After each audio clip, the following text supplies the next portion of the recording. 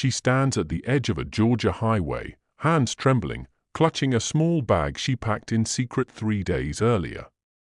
A stranger's car idles in front of her, engine humming, headlights cutting through the darkness like two blades pulling her forward into the unknown. Behind her sits the silver minivan the whole town will swear she never walked away from. One step.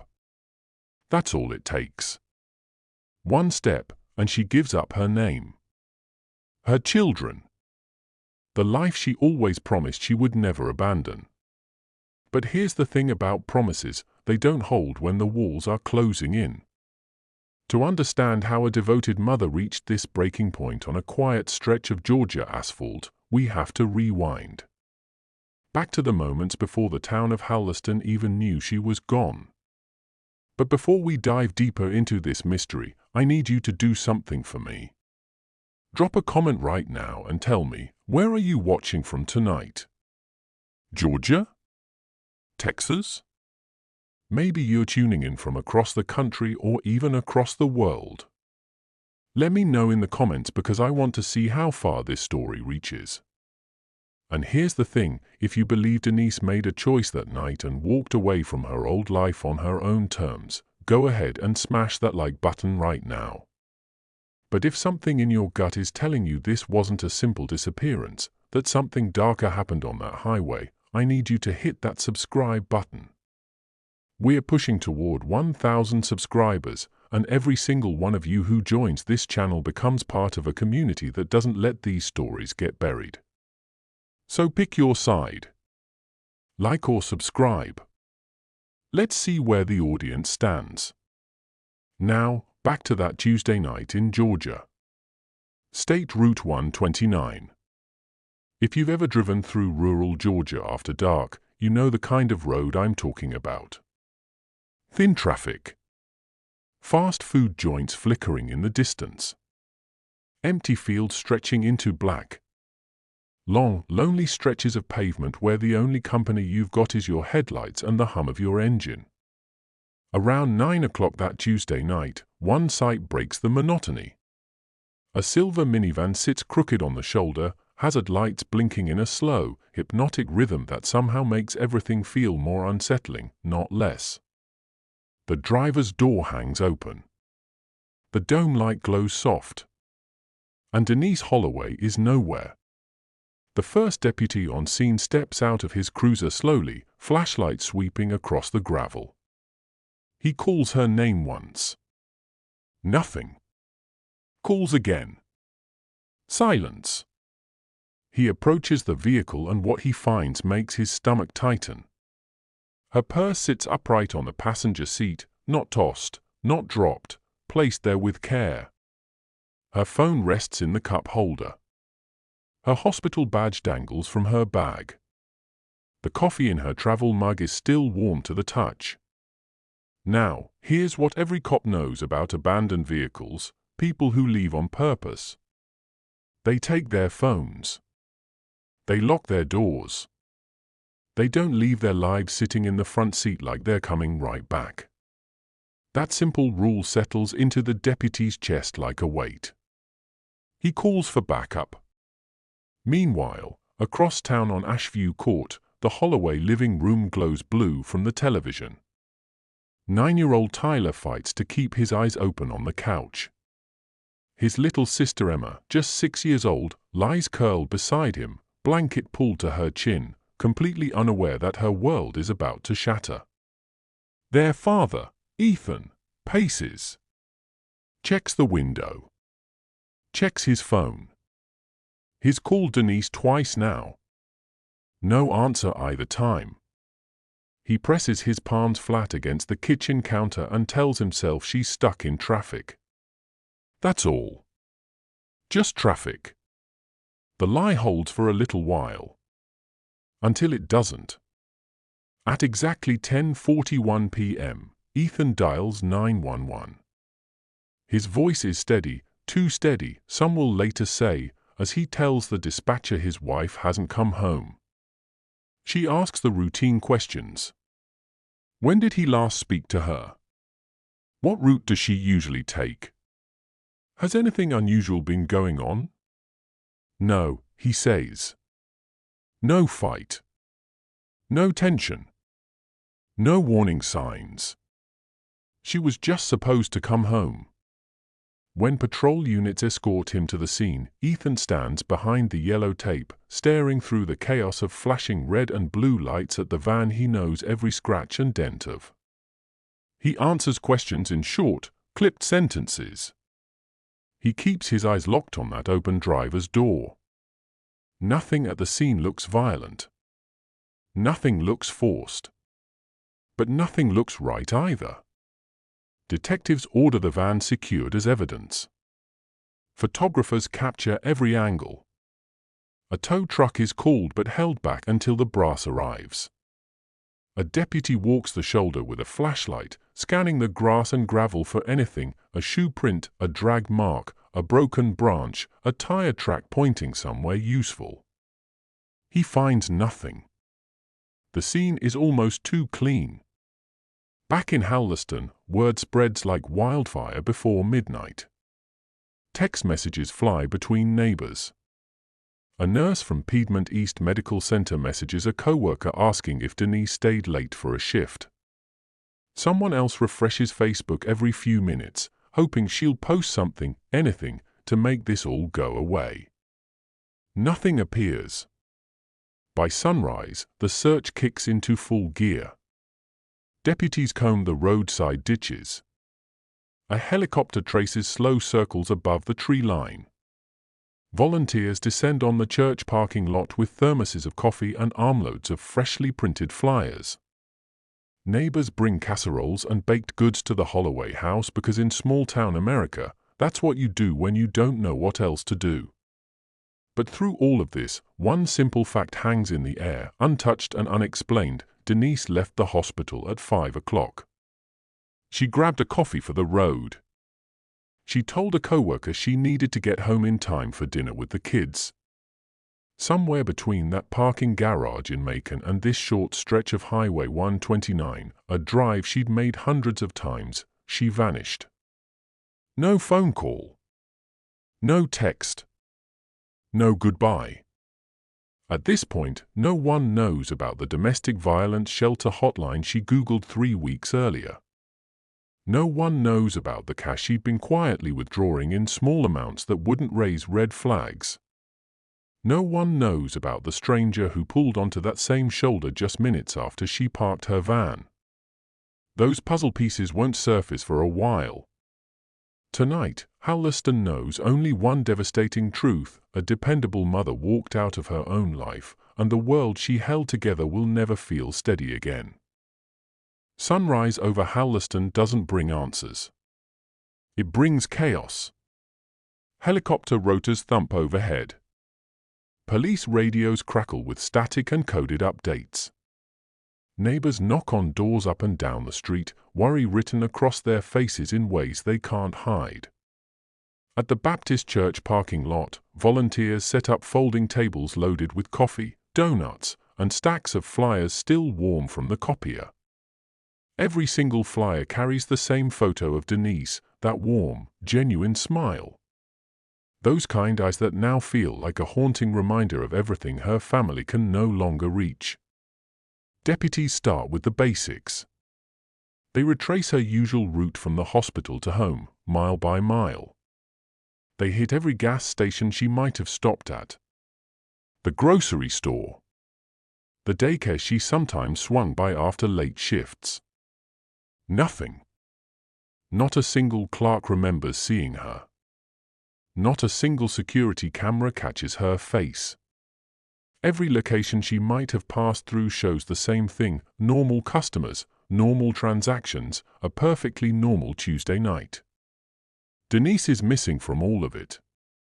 Detective Maria Cortez arrives at the scene shortly after dawn.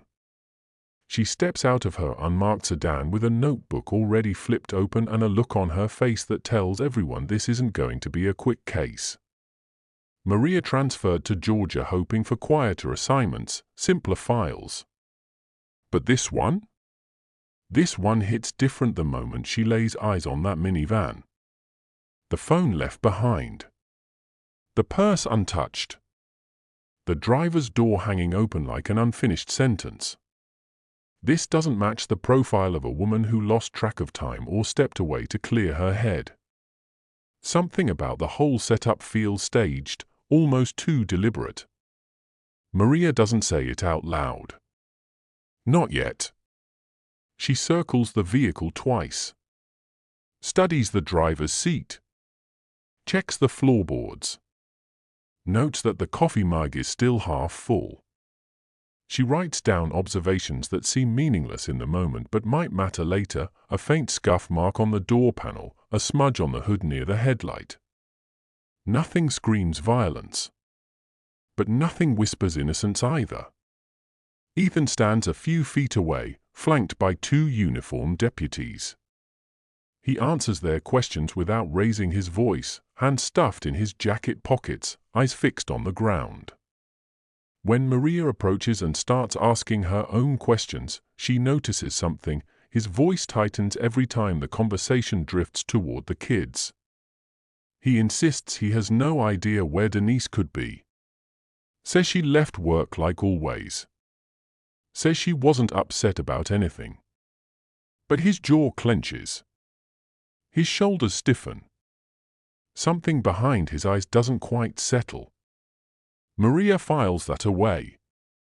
By mid-morning, volunteers fan out across fields and wooded trails surrounding the highway. They call Denise's name into the empty spaces and get nothing back but wind rustling through pine needles. The K9 units pick up her scent at the van, then lose it within a few hundred feet, as if she stepped off the pavement and dissolved into thin air. The handler offers explanations: wind interference, old scent trails muddying the reed, no clear path through the underbrush. But the explanation doesn't stop the chill that settles over everyone watching. Inside the Halliston County Sheriff's Office, the whiteboard fills up fast. Phone records. Bank statements. Hospital shift logs. A timeline that starts clean and orderly, then slams to a hard stop right at that patch of Highway 129. Maria draws a straight line from the hospital parking garage to Halliston. Then she circles the exact point where everything ends, that unremarkable stretch of road that now carries the weight of every unanswered question. One by one, Denise's co-workers start calling in with information. A nurse says Denise seemed distracted the past few weeks, quieter than usual, slower to laugh, quicker to leave. Another mentions that Denise asked her about restraining orders a while back but refused to say why. A hospital social worker recalls seeing Denise hovering outside her office door more than once, like she wanted to knock but kept losing her nerve. Each new detail tightens the air in the room. The puzzle pieces are starting to form an outline, but it's not a picture anyone wants to see. By nightfall, the quiet truth settles over the investigation like fog. Denise didn't leave that minivan because of a flat tire.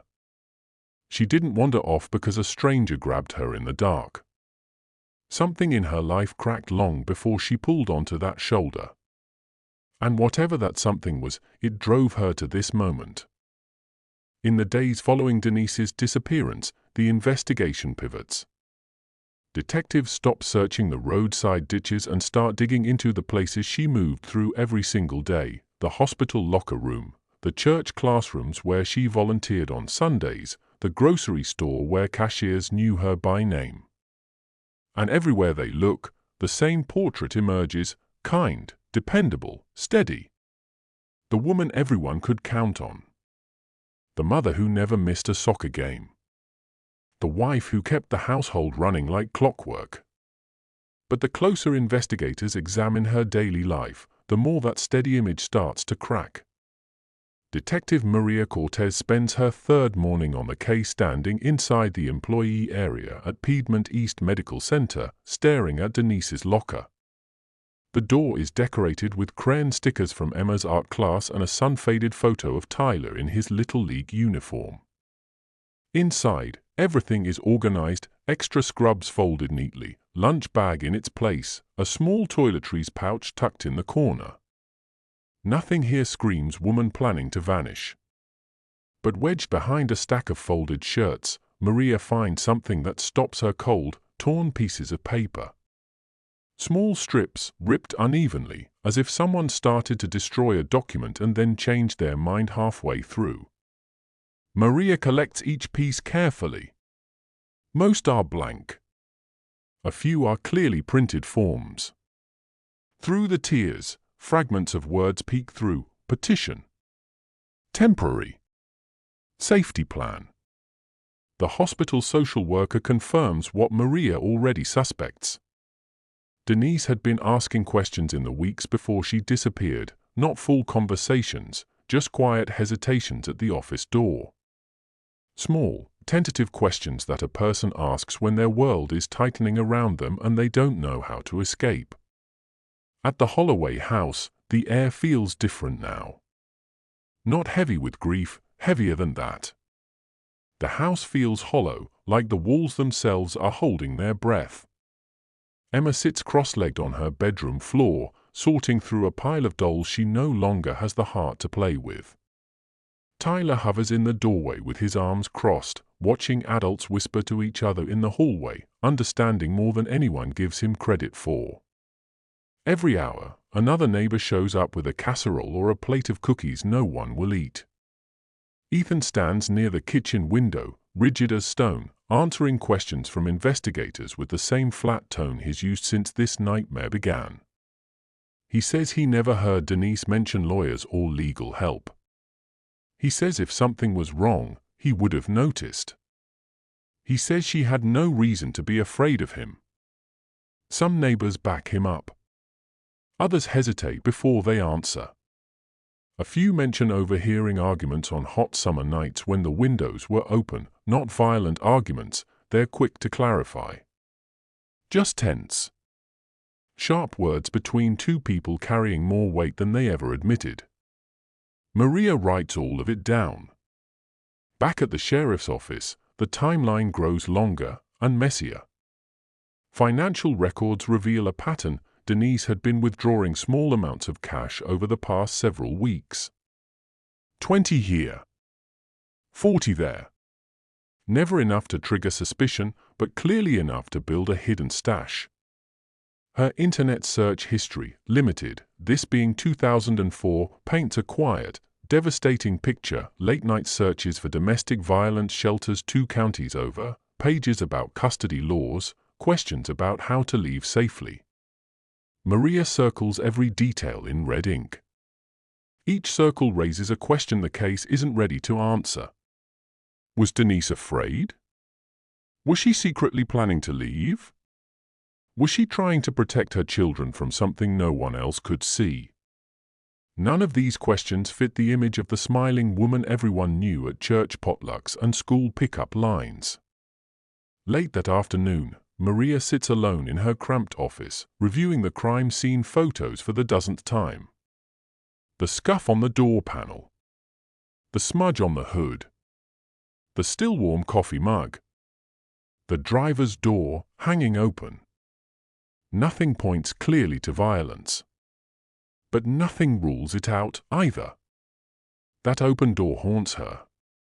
People in immediate danger slam doors. People leaving by choice close them carefully. But someone leaving under pressure, someone caught between escape and fear, might leave it exactly like this, open, hurried, unresolved. By the end of the week, news vans crowd the parking lot of the sheriff's office. Reporters shove microphones forward, demanding answers. Is Ethan Holloway a suspect? Do investigators believe Denise was abducted? Is foul play likely? The sheriff gives the same measured response each time. Every possibility remains open. Maria knows that's the truth. She just doesn't know which possibility to bet on yet. What she does know is this: Denise was drowning in stress no one saw. She was reaching for help without ever saying the words out loud. And whatever she feared, or whatever she was planning, became terrifyingly real the moment that minivan rolled to a stop on Highway 129. The question that keeps Maria awake at night: did Denise walk away from danger that night? Or did she walk straight into it? All right, let's pause here for a second because I need to hear from you. We've got a mother who was clearly hiding something. Quiet internet searches. Cash withdrawals. Questions about restraining orders she never filed.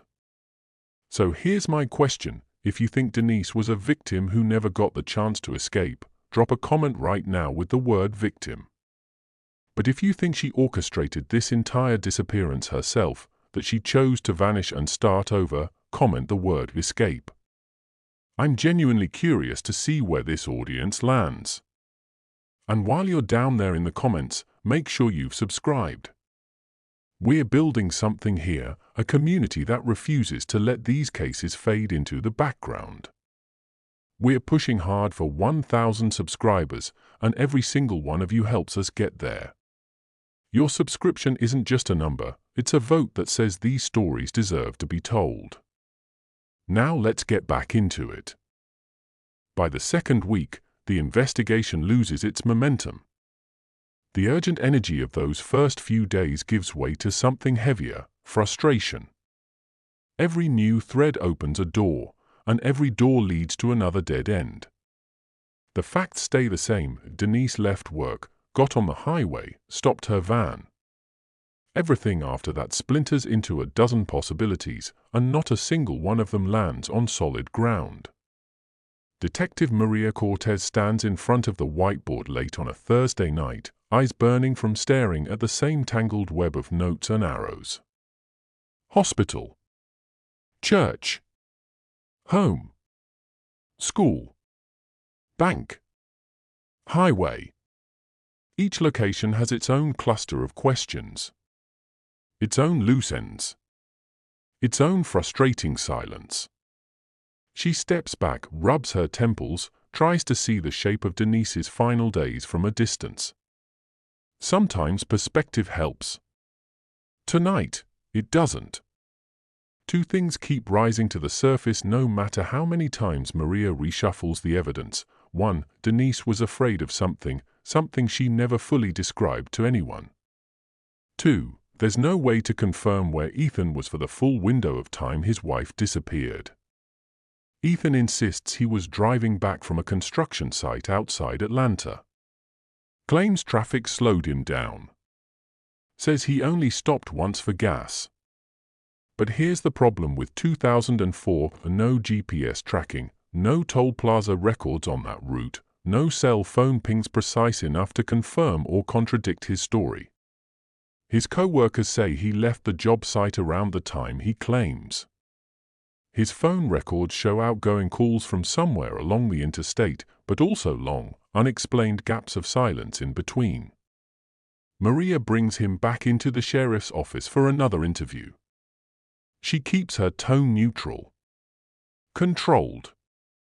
She asks about the state of his marriage. Normal, he says. A few arguments like any couple, nothing serious. She asks whether Denise ever mentioned leaving. He shakes his head. She asks about the kid's bedtime routine, his drive home that night, his reaction when he saw the minivan surrounded by squad cars. Ethan answers every question, but he gives away nothing. His face stays expressionless. His voice stays flat. His eyes stay locked on the table like he's reading from a script only he can see. After the interview ends, Maria sits alone in the room, replaying every word in her head. She's interviewed guilty men who crumbled under pressure. She's interviewed innocent men who shut down because they were overwhelmed with grief. Ethan could be either one. She genuinely can't tell.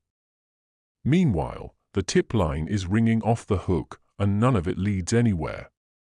A gas station cashier near the interstate swears she saw a woman matching Denise's description 2 days after the disappearance. A long-haul trucker claims he spotted someone who might have been her at a rest stop in Tennessee. A motel clerk in South Carolina reports that a woman calling herself Dee checked in for one night, paid cash, and vanished before sunrise. Investigators chase every single lead. None of them hold up. No security footage. No receipts. No one who can verify any of it actually happened. But each tip drags the Holloway family through another cycle of false hope they never asked for. A year later, the district attorney reviews the case. By now, the cracks in the Holloway household are impossible to ignore. The children have celebrated birthdays without their mother.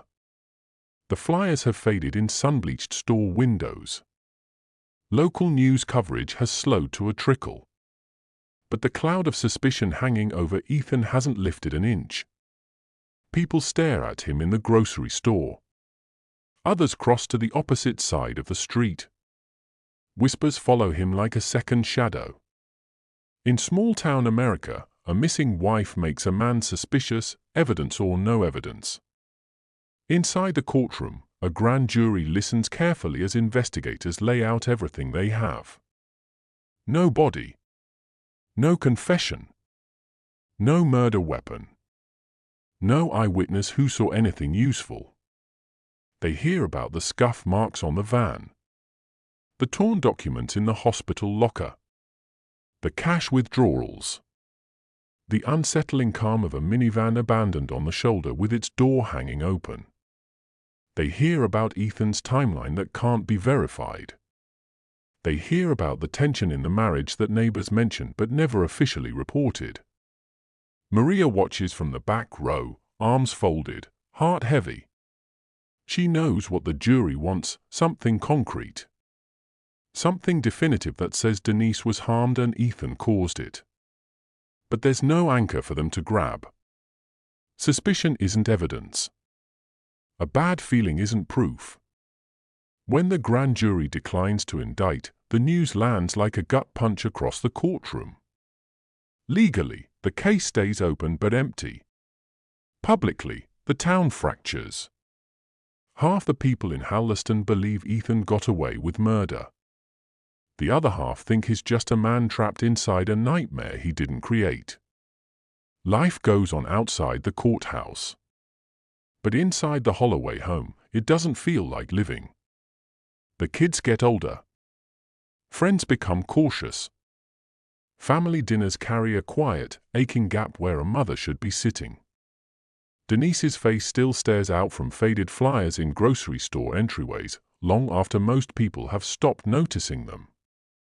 One thing becomes clearer to Maria with every passing month: whatever happened to Denise didn't happen in a single moment on that highway. It started long before that night. It began inside her own home, in fears she never gave full voice to, in choices she considered but never explained to anyone. The minivan parked on the shoulder isn't the beginning of this story. It's the aftermath of something that had been building for years. And here's the hardest truth Maria can't shake: if Denise is alive somewhere, she doesn't want to be found. If she's not, the proof is buried in a place no one's managed to reach yet. Either way, the answers aren't lying on the side of the road. They're buried in the days and decisions that led her there. Time doesn't move the same way for families of the missing. For everyone else in Halliston, Denise Holloway becomes a headline. Then a cautionary tale. Then just a faded memory that only surfaces when someone notices the old billboard near the town limits. But for her children? For Ethan? For her sister Laura? The years don't pass. They tighten. Days stretch into unbearable lengths. Nights repeat the same unanswered questions on a loop.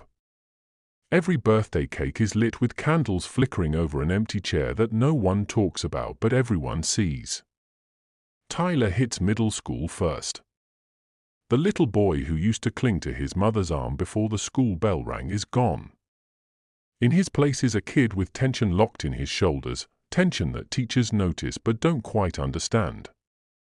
He goes quiet for weeks. Then he turns angry for months. A fight in the school hallway gets him suspended. A counselor pulls him aside and asks him to talk about his mom. Tyler says nothing. He walks out of the office. keeps walking until someone finds him sitting alone at the edge of the football field, staring at nothing. Emma takes the opposite path. She becomes the family's voice long before she's old enough to understand what that weight really means. She attends church vigils. She stands beside posters of her mother at community events. She holds the microphone when reporters ask for updates. By 16, she creates a social media page dedicated to her mom. She updates it every single year on the anniversary of the disappearance. People in town admire her strength, her resilience, her refusal to give up hope. They don't see the night she cries into her pillow until she's too exhausted to keep her eyes open. Inside the Holloway house, the atmosphere shifts, not louder, not more chaotic. Just heavier.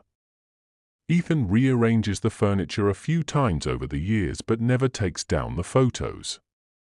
He avoids certain stores because people stare too long. He picks up extra shifts at work, not for the money, but because filling the hours feels easier than sitting in a living room where his wife's favorite chair stays empty. The mailbox fills with letters from strangers who believe they've spotted Denise in different cities. Nashville, Birmingham, Orlando, a truck stop outside Memphis, a diner in the Florida Panhandle. Some people write because they genuinely want to help. Others write because they want attention. A few send letters so bizarre that the sheriff's office just logs them as noise. The calls slow down over the years. But the silence that replaces them doesn't feel like peace. It feels like a door that was always cracked open finally swinging shut. Around this time, Detective Maria Cortez transfers to a cold case unit in Macon. She carries boxes with her, old files, crime scene photos, notes scribbled on paper that's starting to yellow around the edges. One file always sits at the top of her stack. Denise Holloway. A name she still mutters under her breath when she walks into the new office. When co-workers ask why she's still holding onto a case that stalled so long ago, she gives the same simple answer: some cases stay with you whether they move forward or not. The years keep turning. Technology improves. Social media explodes. Databases expand. Cold case podcasts become a phenomenon. But the Holloway file doesn't budge. The van is still sitting on that shoulder with the door open. The purse is still untouched. The phone is still silent. The story still has an ending no one's been able to see. Halliston changes, too. New subdivisions pop up on land that was empty fields in 2004. Young families move in with no knowledge of the missing nurse whose face once appeared on every utility pole in town. To them, the weathered billboard on the outskirts is just an old relic. A sad case from before their time. Local kids hear about it in high school, shrug, and forget it by graduation. But the Holloway family doesn't get to forget. Emma goes off to college in Atlanta. She joins a victim advocacy group. She speaks at events, telling rooms full of strangers about her mother. She learns how to talk about loss without breaking apart, and how to send emails to cold case units that almost always get ignored. By junior year, she's contacted every cold case department in Georgia at least twice. Tyler takes a different road. He leaves Halliston after graduation and drifts from job to job. Landscaping, retail, warehouse work. He drinks too much, fights too quickly, and apologizes too late. But no matter how far he runs, he keeps a photo of his mom tucked behind his driver's license in his wallet. Some nights, he falls asleep with it pressed under his pillow, like a child hoping it might somehow pull those missing years back. Laura, Denise's younger sister, becomes the glue holding everything together in ways she never expected. She organizes small gatherings on every anniversary. She stays in contact with the detectives. She keeps folders of tips and information she collects from different states. She becomes the bridge between hope and resignation. But she carries a secret no one else knows about. A letter. It arrived years after Denise vanished, no return address, postmarked from a city hundreds of miles away. One handwritten line, "I'm alive. Let me go." Laura has never told the detectives. Never told the kids. Never told Ethan. The weight of that secret shapes her every waking moment. It costs her sleep. It costs her peace. But she holds on to the promise because breaking it feels like a betrayal she can't justify. Through all of this, Maria still revisits the binder marked with Denise's name. Some nights, she flips through the scene descriptions, the witness statements, the phone records, the bank slips. She circles the same questions every time. Why did Denise start searching for shelters? Why did she withdraw cash in small amounts over weeks? Why did a restricted number call her phone just minutes before she left work? The more years that pass, the more Maria becomes convinced of one thing: this case didn't stall because evidence was missing. It stalled because the truth was hiding in a space the investigation was never designed to reach. The days keep moving. The children grow into adults. The house on Ashview Court gets older, quieter, emptier. But the story stays frozen in time, parked on the shoulder of a dark Georgia highway, hazard lights blinking into a night that no one has ever managed to break open. 19 years. That's how long the Denise Holloway case has been collecting dust in the Macon Cold Case Unit. Boxes stacked on metal shelves. Yellowing files sandwiched between newer cases that never went anywhere. Most detectives walk past the Holloway binder without a second glance, just another unsolved mystery from a decade they barely remember.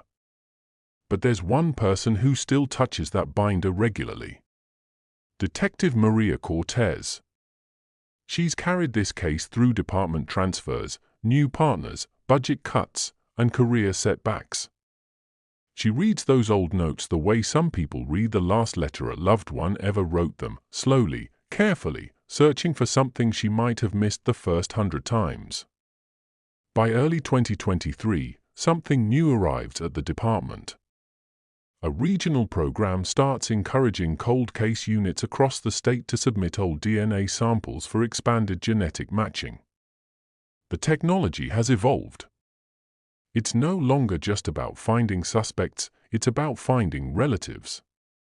Hidden branches of family trees. New pathways to identify missing people who slipped through the cracks decades ago.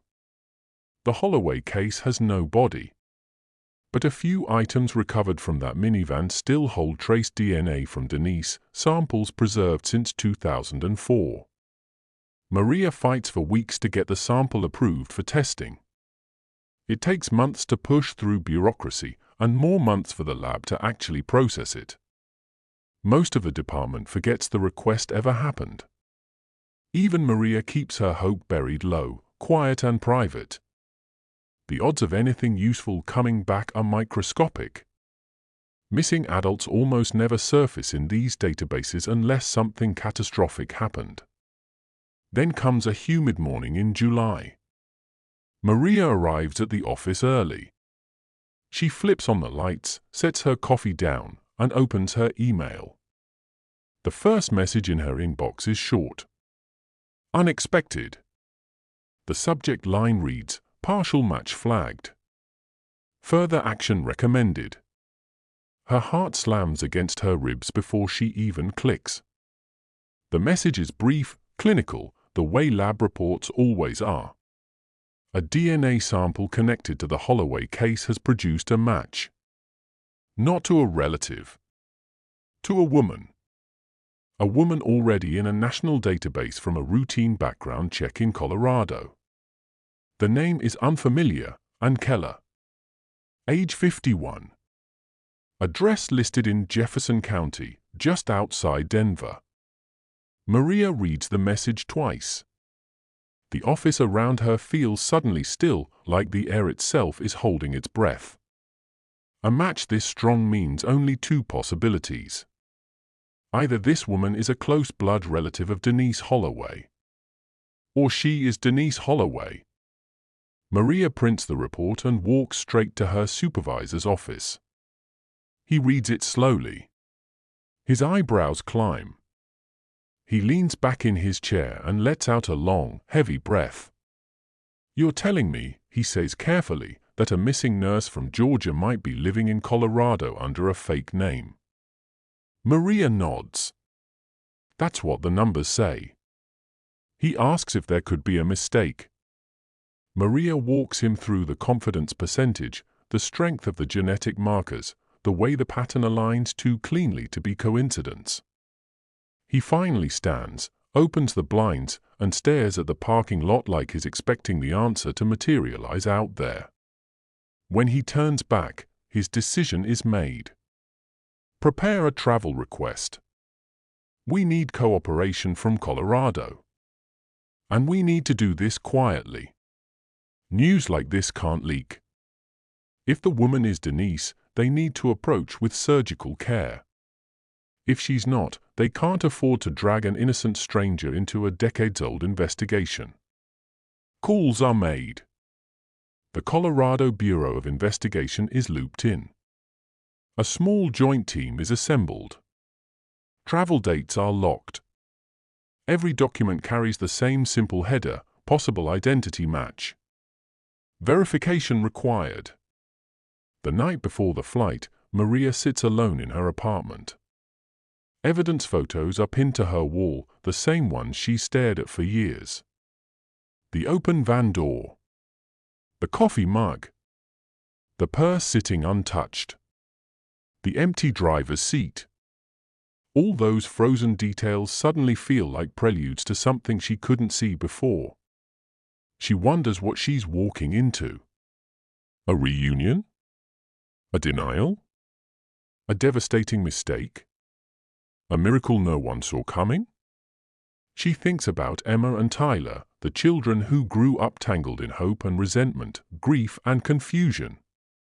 She wonders what this discovery will do to them. What it will do to Ethan. To Laura. To the town that whispered Denise's name for years before letting her fade into local legend. The flight from Atlanta to Denver takes 3 hours. Maria spends most of it staring at the clouds below, repeating the name and Keller in her mind like a mantra. She tries to picture what Denise might look like now. Lines around her eyes. Gray streaking through her hair. Maybe a different posture. A different energy. People who run build new versions of themselves. Their faces change in ways memory can never predict. A CBI agent named Howard meets them at the airport. He's calm, direct, and comfortable with silence, exactly the kind of partner you want when walking into the unknown. He drives them through suburban neighborhoods, past grocery stores and playgrounds and rows of houses with identical rooftops. The street they turn onto is quiet. Trimmed lawns. Mailboxes shaped like little barns. The kind of block where nothing ever seems to happen. The address from the report sits halfway down. A beige 2-story home with a small porch and a single potted plant beside the front steps. Nothing about it hints at a hidden life. Nothing suggests it might hold the answer to one of Georgia's longest-running mysteries. The team parks a short distance away. Maria feels her chest tighten. She's knocked on countless doors in her career. Delivered bad news. Asked hard questions. Watched people crumble. None of those moments carried this much weight. Howard gives the signal. They walk forward. Maria steps onto the porch. Raises her hand. Knocks. A moment passes. Footsteps shuffle inside. The lock clicks. The door swings open. A woman stands there, soft lines etched into her face, light streaks woven through her hair, and eyes that hit Maria in a way she can't explain. Recognition isn't logical. It's felt. Something in the woman's expression shakes the breath right out of Maria's chest. The woman looks from one detective to the other. She forces a slow, uneven breath. When she finally speaks, her voice is barely above a whisper. "Is this about Georgia?" Maria can't answer right away. The silence between them stretches, but the woman doesn't flinch. And in that moment, every unanswered question from those old files, every sleepless night staring at that binder, every theory that led nowhere, it all folds into a single, undeniable truth. The woman standing on this porch looks exactly like someone who ran 19 years ago and never planned to be found. The woman at the door doesn't move. Her hand rests on the edge of the doorframe like it's the only thing keeping the ground steady beneath her feet. Her breath catches once, barely noticeable, but enough for Maria to see the truth settle across her face like a shadow finally stepping into the light. This is not a coincidence. This is not a case of mistaken identity. This is a woman who has been waiting for this knock for 19 years. Agent Howard introduces himself first. His tone is calm, respectful, professional. Maria follows, giving her name carefully, watching the woman's eyes. They widen slightly at the sound of Cortez, not like she recognizes the name from the file, but like she recognizes it from the life she walked away from. The woman clears her throat. "My name is Anne." She hesitates. "Ann Keller." Maria doesn't challenge it. "Not here." "Not yet." She simply asks if they can come inside to talk. The woman hesitates, glancing over her shoulder into the living room. When she finally steps back and opens the door wider, it doesn't feel like an invitation. It feels like surrender. She leads them to a small dining area.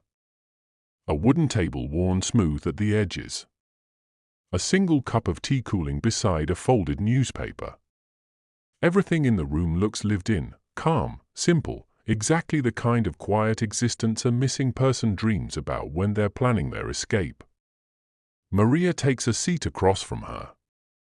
Howard stays near the doorway, notebook ready. The air between them carries a tension that isn't fear, it's the tension of truth that has run out of places to hide. Maria begins gently. She explains why they're here. She tells the woman about the DNA match. She explains that the sample came from personal items recovered in Georgia in 2004. She doesn't accuse. She doesn't push. She simply waits. The woman listens without interrupting. Her hands rest in her lap, fingers laced tightly together. When Maria finishes, she lifts her head slowly. "I thought this might happen someday," she says. "I just didn't think it would take 19 years." Her voice is soft but steady. There's no denial. No attempt to create distance. Only the bone-deep exhaustion of someone who has carried a secret longer than most people carry a marriage, a career, or a life plan. Maria asks the question that has to be asked. "Are you Denise Holloway?" The woman closes her eyes.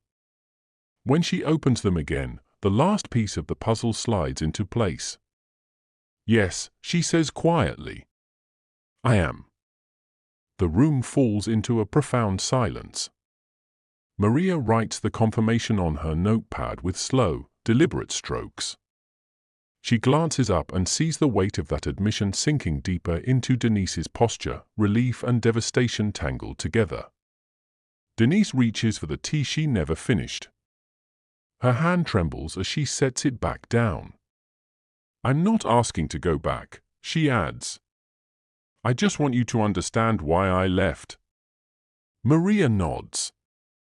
"We want to hear your side. All of it. But only when you're ready." Denise pulls her chair closer to the table, folds her hands again. When she speaks, her voice drops low, like she's afraid the walls have memorized her story too well. I didn't leave because I wanted a new life, she says. I left because staying felt like something I wouldn't survive. Maria listens without judgment. She asks careful questions. She lets Denise describe the slow erosion of peace inside her own home. The arguments that escalated from sharp words to threats whispered through clenched teeth. The financial control. The isolation from friends. The constant monitoring of where she went, who she talked to, how she spent every dollar. The night she cried in the bathroom with the shower running so the kids wouldn't hear. I tried to ask for help, Denise says. I really did. I went to a social worker twice. I asked a coworker about restraining orders. But every time I got close to saying what I needed to say, the fear swallowed my voice. Maria asks why she never filed anything officially. Denise looks down at her hands. He told me once that the kids would stay with him if anything ever happened. He didn't raise his voice. He didn't threaten me directly. He just said it like a fact. And I believed him. She explains the plan she built over months. Small cash withdrawals that wouldn't trigger suspicion. A bag packed under her bed. A single hotline number memorized from a crumpled pamphlet she found at the hospital. The day she chose to leave, she walked out of that parking garage determined not to look back. She drove until she saw the car from the shelter network parked on the shoulder of Highway 129, a vague description, a vague time frame, no names exchanged. She parked her minivan, left the keys visible, and stepped into that stranger's car without turning around. Denise wipes her eyes. Leaving the kids was the thing that crushed me, she whispers. But I believed staying would destroy all of us. Maria breathes slowly. She knows this kind of story. She's heard versions of it in interviews, shelters, support groups, courtrooms. The details shift. The feeling doesn't. Denise continues, telling them about the shelters she stayed in, state by state. The job she worked using her nursing background. The small apartment she eventually found in Colorado. The life she built under the name Anne. No social media. No contact with anyone from Georgia. No slip-ups. Except one. Maria sees her brace before she speaks. I contacted someone once, Denise admits. Laura. My sister. Maria's breath catches. When? 10 years ago, Denise answers. I mailed her a letter. I told her I was alive. And I asked her not to tell anyone. The revelation lands like a quiet earthquake. It explains everything. Laura's tension at every anniversary gathering. Her guarded eyes during interviews. The way she held the family together without ever cracking open the truth. Denise looks up, guilt written plainly across her face. I just needed someone to know I hadn't died on that road. Maria closes her notebook slowly. The scattered pieces of this story are no longer scattered. They're lined up on the table between them now, reshaping everything the case once suggested. Howard steps forward. Denise, he says calmly, we'll need to document everything you've shared. Georgia authorities will want to close the file with your statement included. Denise nods. I understand. Maria closes the binder she's carried across the country, the same binder that held unanswered questions for nearly 2 decades. She lets out a long, slow breath. One part of this story is finally solved. But another part is about to crack wide open. All right, I need to stop here for a second because this is the moment. Denise Holloway, alive. living under a fake name in Colorado for nearly 2 decades. A mother who walked away from her children to escape a life she believed would kill her. Now here's what I want to know from you. If you believe Denise made the only choice she could, if you think she was a survivor doing what she had to do to stay alive, I need you to smash that like button right now. Stand with her. But if you think what she did was unforgivable, if you believe abandoning your children is never justified, no matter the circumstances, hit that subscribe button and join the other side of this debate. We're building a community here that doesn't shy away from the hard conversations. We're pushing toward 1,000 subscribers, and every single one of you who joins helps us keep telling these stories that deserve to be heard. So pick your side. Like or subscribe. Let me know where you stand. And drop a comment telling me, where are you watching from tonight? I want to see how far this story has traveled. Now let's get back into it, because the fallout from this revelation is about to get messy. Denise sits at the dining table with her hands folded, steadying herself before she continues. Detective Maria Cortez gives her time.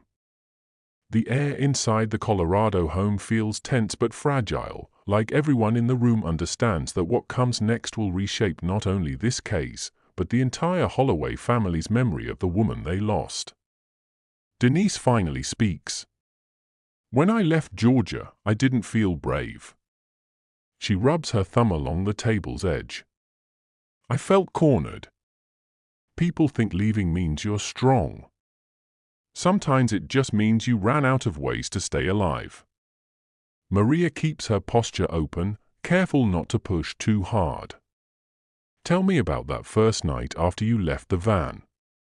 Denise nods. She looks toward the window, replaying the memory through the glass. The shelter volunteer drove without saying much. She begins. I remember watching the road disappear behind us.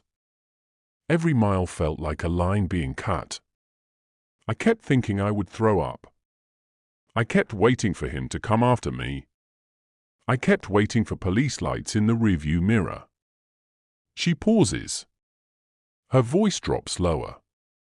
Part of me wanted them to find me. And part of me prayed they wouldn't.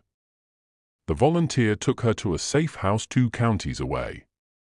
Denise spent that first night on a narrow cot, trembling under a borrowed blanket. She stared at the door for hours, expecting it to swing open at any moment with someone she feared standing in the frame. It never did. The next morning, the woman who ran the shelter sat with her for hours. Asked questions Denise could barely answer. Are you safe? Do you want police involved?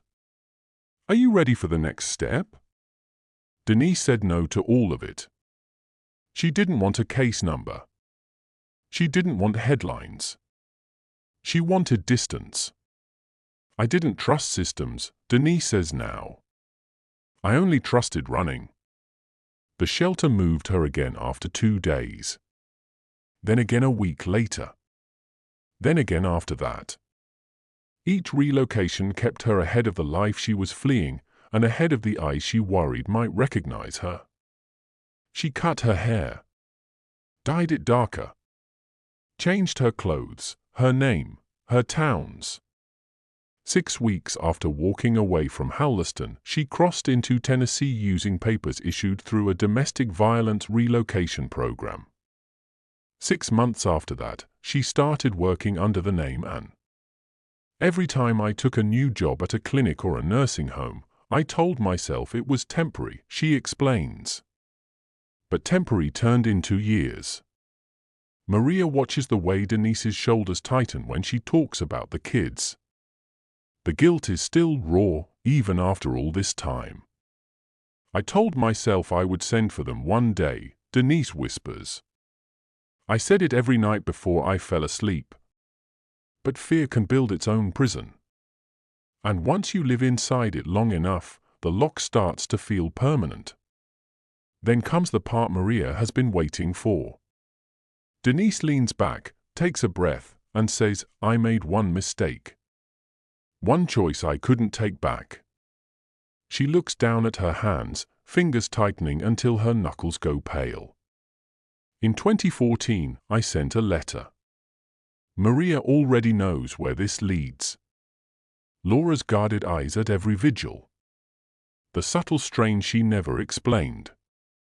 The missing piece that never fit. But hearing it directly from Denise carries a different weight. I wrote to my sister, Denise continues. Just one page. I told her I was alive. I told her not to tell anyone.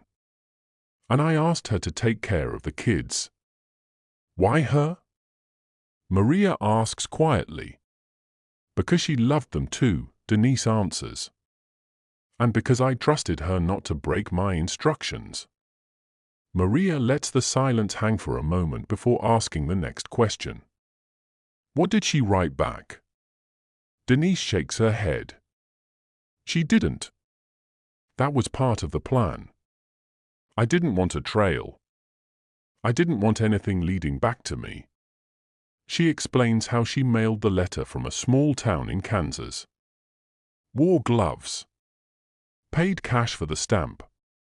Walked for miles to find a public mailbox without security cameras.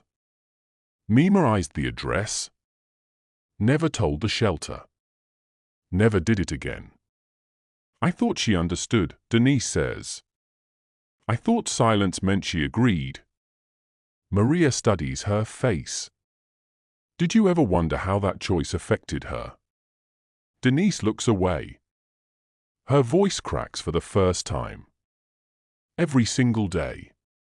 She picks up her cup of tea again, takes a small sip and sets it down with a trembling hand. The cup clinks against the table, too sharp a sound for such a small gesture. I didn't want to hurt them, she says. I just didn't know how to save them and save myself at the same time. Maria sees the conflict written clearly across her face. This is the internal war Denise has been fighting through states, jobs, and years. A mother's instinct battling against a survivor's fear. What made you stop running? Maria asks gently. Denise exhales slowly. Colorado felt quiet. Not safe, but quiet. I found a clinic that hired me. The supervisor didn't ask too many questions. I rented a small apartment. I learned how to breathe again. After that, moving felt like ripping open a wound I had barely managed to close. She straightens in her seat. But I always knew someone would find me eventually.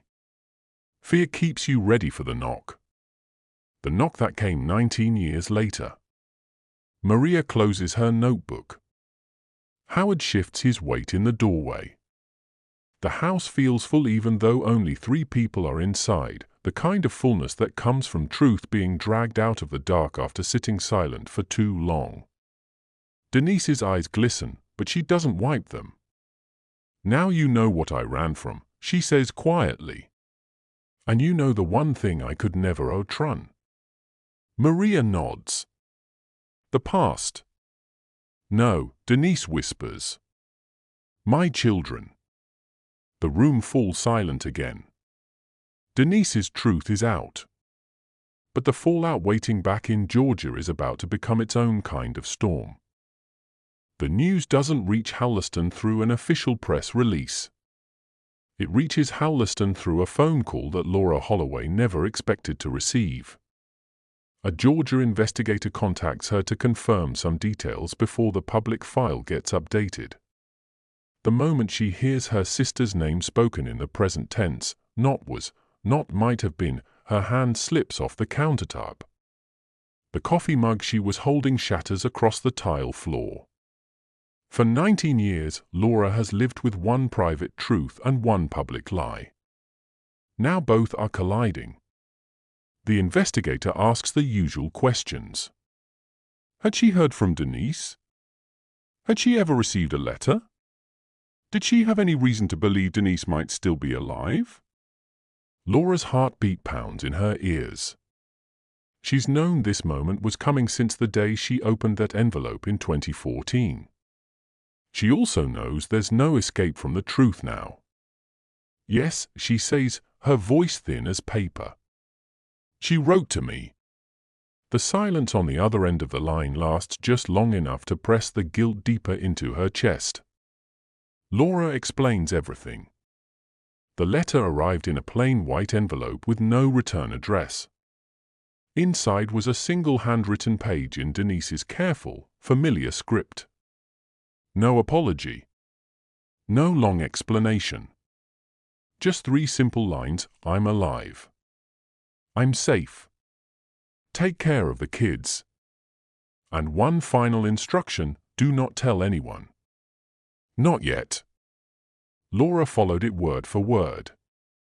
And it shaped the next decade of her life. She carried that secret through birthdays, through graduations, through candlelight vigils and awkward interviews, through long nights when Emma cried in her arms, through moments when Tyler snarled that everyone had given up too soon, through holiday dinners where Denise's name hung in the air like a ghost no one wanted to summon. Every time Laura came close to speaking up, she remembered the plea in those short sentences. She convinced herself she was protecting her sister. She never asked herself who was protecting the children.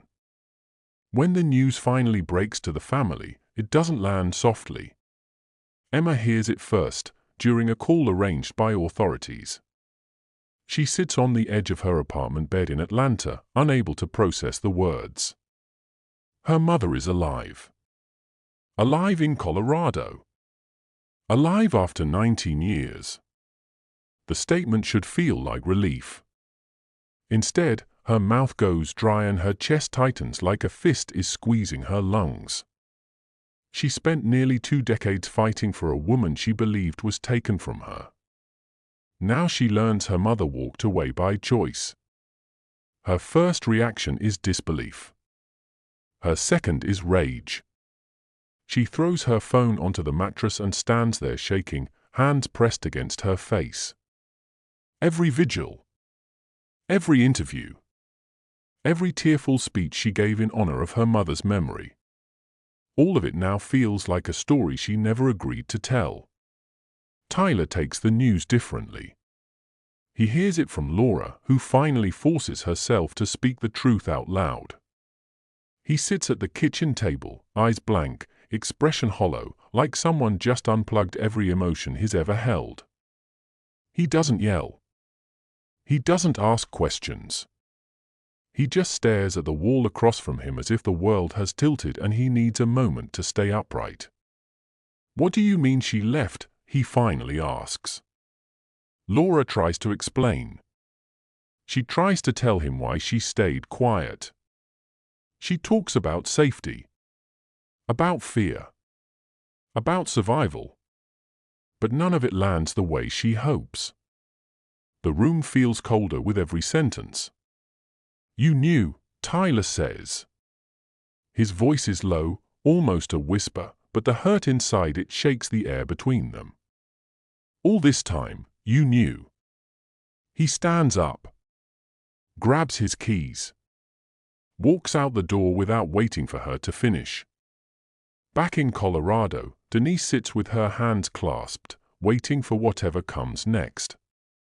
She knows the truth she revealed has caused fresh wounds. She knows her children are facing emotions she created. These are the consequences she feared but never escaped. She ran from a life she believed was dangerous. But the fallout from her absence grew its own sharp edges. Maria sees it clearly. This isn't just a solved case. It's the reopening of fractures that never healed. Denise rubs her palms together slowly. They won't forgive me, she says quietly.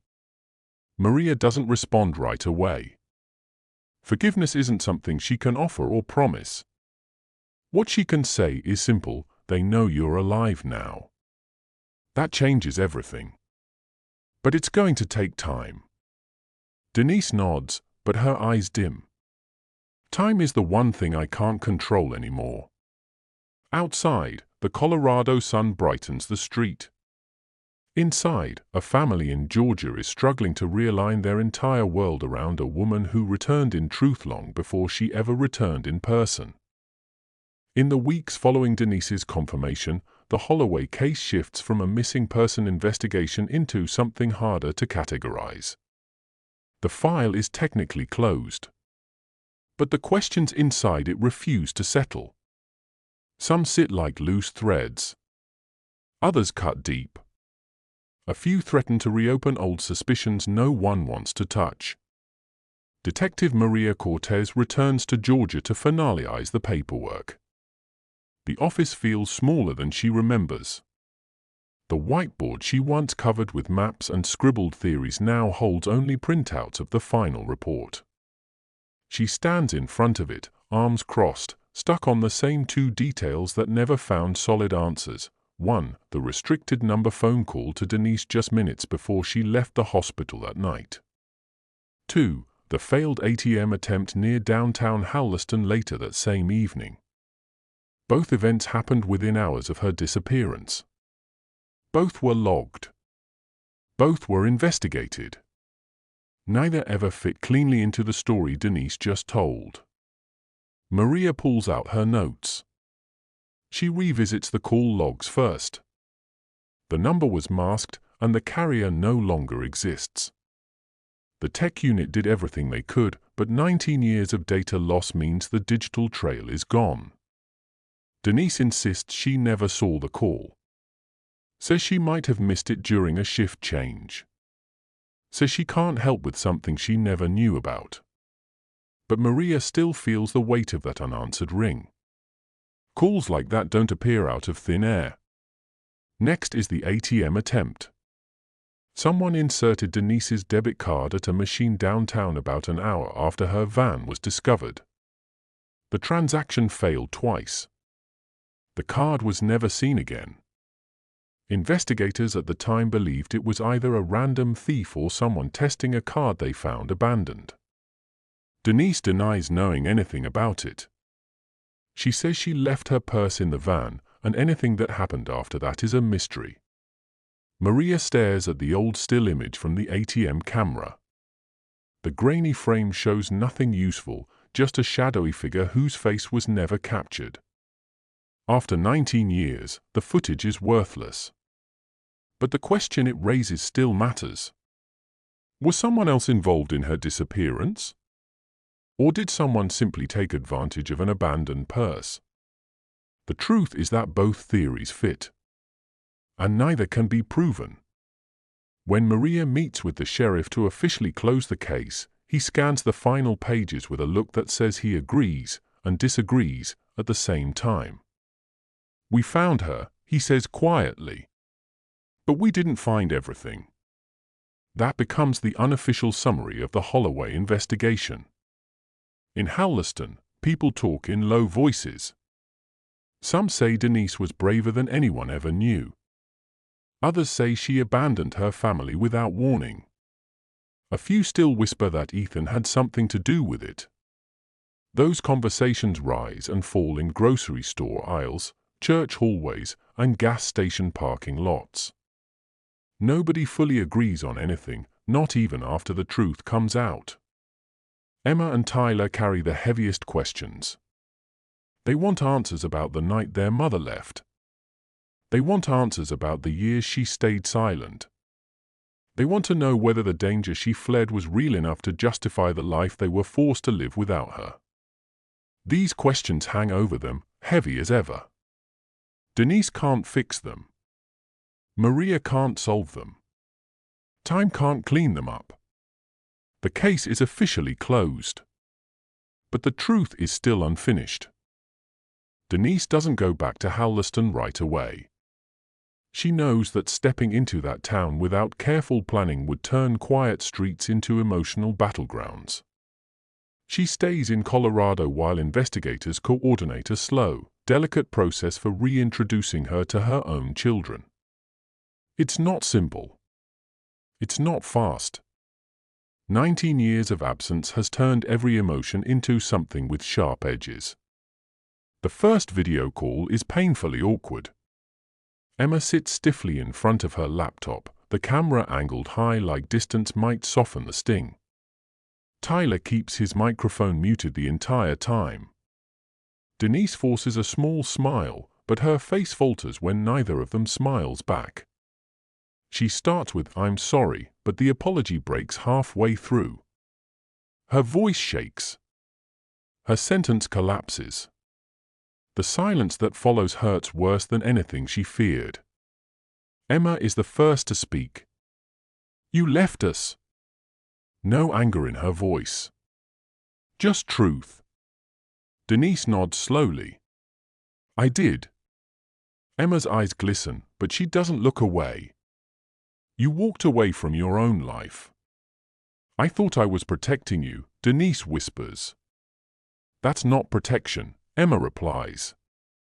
"That's disappearing." Tyler finally unmutes. His voice is low. Flat. Heavy. "We thought you were dead." The words land like stones dropped into still water.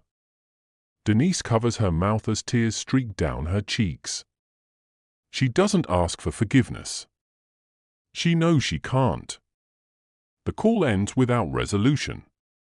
But it's the beginning of something they'll have to rebuild slowly, brick by brick, over months. Maybe years. Back in Georgia, the town reacts in its own uneven way. Some people feel relief. Others feel betrayed. A few feel smug, convinced their early theories were right all along. The weathered billboard near the edge of town, sun-faded and ignored by newcomers for years, is finally taken down. The metal frame stands empty for a week before being removed completely. The Holloway house changes too.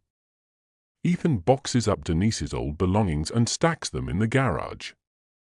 He stands over those boxes for a long time but never opens any of them. His relationship with his children is strained but steady. Quiet dinners.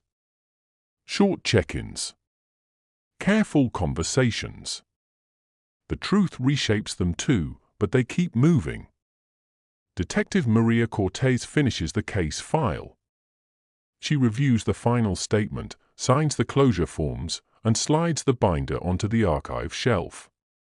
She lingers for a moment, fingertips resting on the spine. This case followed her from precinct to precinct. It shaped her instincts, tested her patience, blurred the line between what can be solved and what can only be understood. She leaves the office with one final thought: solved doesn't always mean resolved. Back in Colorado, Denise walks to a small park near her home.